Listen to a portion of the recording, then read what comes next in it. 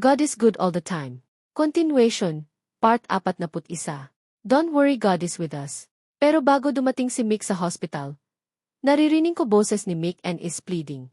Sabi niya sa akin, Darling, please lakasan mo loob mo. Huwag ka manghihinaan ng loob.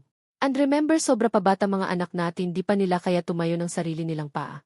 They need you more than me. Kung pwede lang sana ako na lang ang nasa lugar mo. Kasi duko kaya na mawala ka sa amin. And I don't know what to do without you. Kaya please magpakatatag ka para sa akin at sa ating mga anak. And I heard that very clear lahat ng mga sinasabi niya. And in the meantime, I was really feeling weak in my physical body. And nakikinig lang ako sa mga nurses and doctors na labas-pasok sa room ko.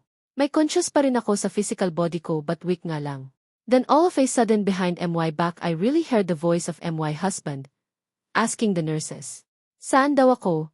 Then the nurses bring him to where I was. Pagpasok ni Mick sa door I saw a bright light coming, di ako makatingin kasi super bright yung light, and tinakpan ko mukha ko.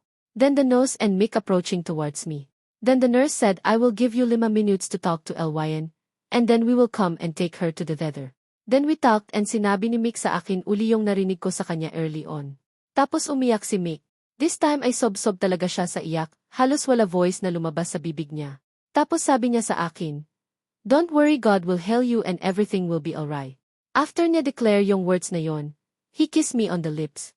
While he kissed me on the lips, I was feeling of is a 0.000 volts of electricity travel in my entire body.